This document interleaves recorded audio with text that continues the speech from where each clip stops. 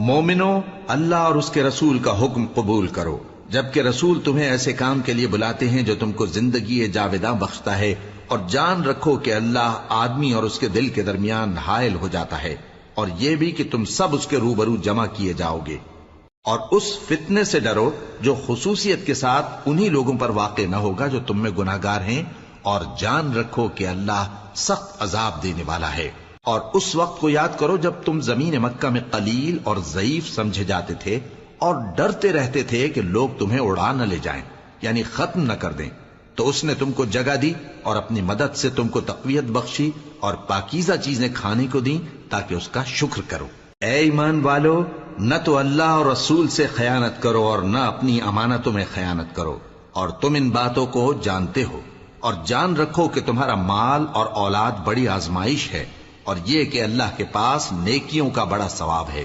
مومنو، اگر تم اللہ سے ڈرو گے تو وہ تمہارے لیے حق و باطل کا فرق ظاہر کر دے گا اور تمہارے گناہ مٹا دے گا اور تمہیں بخش دے گا، اور اللہ بڑے فضل والا ہے۔ مومن، اور اس وقت کو یاد کرو جب اللہ تم سے وعدہ کرتا تھا کہ ابو سفیان اور ابو جہل کے 2 گروہوں میں سے ایک گروہ تمہارے لیے مغلوب ہو جائے گا، اور تم چاہتے تھے کہ جو قافلہ بے شان و شوکت یعنی بے ہتھیار ہے وہ تمہارے ہاتھ آ جائے، اور اللہ چاہتا تھا کہ اپنے فرمان سے حق کو قائم رکھے اور کافروں کی جڑ کاٹ دے، تاکہ سچ کو سچ اور جھوٹ کو جھوٹ کر دے، گو مشرک ناخوش ہی ہوں۔ جب تم لوگ اپنے پروردگار سے فریاد کرتے تھے تو اس نے تمہاری دعا قبول کر لی اور فرمایا کہ تسلی رکھو، ہم 1000 فرشتوں سے جو ایک دوسرے کے پیچھے آتے جائیں گے تمہاری مدد کریں گے۔ اور اس مدد کو اللہ نے محض بشارت بنایا تھا کہ تمہارے دل اس سے اطمینان حاصل کرے، اور مدد تو اللہ ہی کی طرف سے ہے، بے شک اللہ غالب ہے، حکمت والا ہے۔ جب اس نے تمہاری تسکین کے لیے اپنی طرف سے تمہیں نیند کی چادر اڑھا دی اور تم پر آسمان سے پانی برسا دیا تاکہ تم کو اس سے نہلا کر پاک کر دے اور شیطانی نجاست کو تم سے دور کر دے،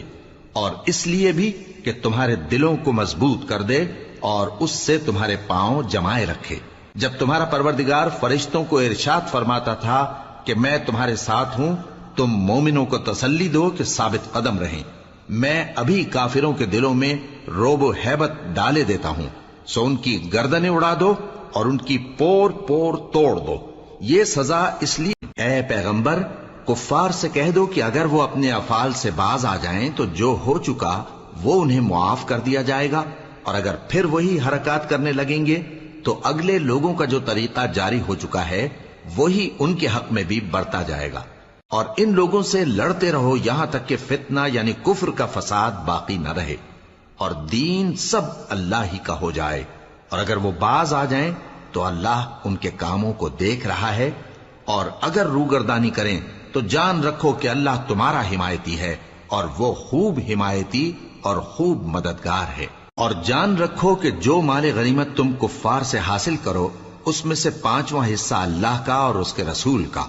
اور اہل قرابت اور یتیموں کا اور محتاجوں کا اور مسافروں کا ہے۔ اگر تم اللہ پر اور اس نصرت پر ایمان رکھتے ہو جو حق و باطل میں فرق کرنے کے دن یعنی جنگ بدر میں جس دن دونوں فوجوں میں مٹ بھیڑ ہو گئی تھی ہم نے اپنے محبوب بندے محمد صلی اللہ علیہ وآلہ وسلم پر نازل فرمائی، اور اللہ ہر چیز پر قادر ہے۔ جس وقت تم مدینے سے قریب کے ناکے پر تھے اور کافر دور کے ناکے پر، اور قافلہ تم سے نیچے اتر گیا تھا، اور اگر تم جنگ کے لیے آپس میں قرارداد کر لیتے تو وقت معین پر جمع ہونے میں تقدیم و تاخیر ہو جاتی، لیکن اللہ کو منظور تھا کہ جو کام ہو کر رہنے والا تھا اسے کر ہی ڈالے، تاکہ جو مرے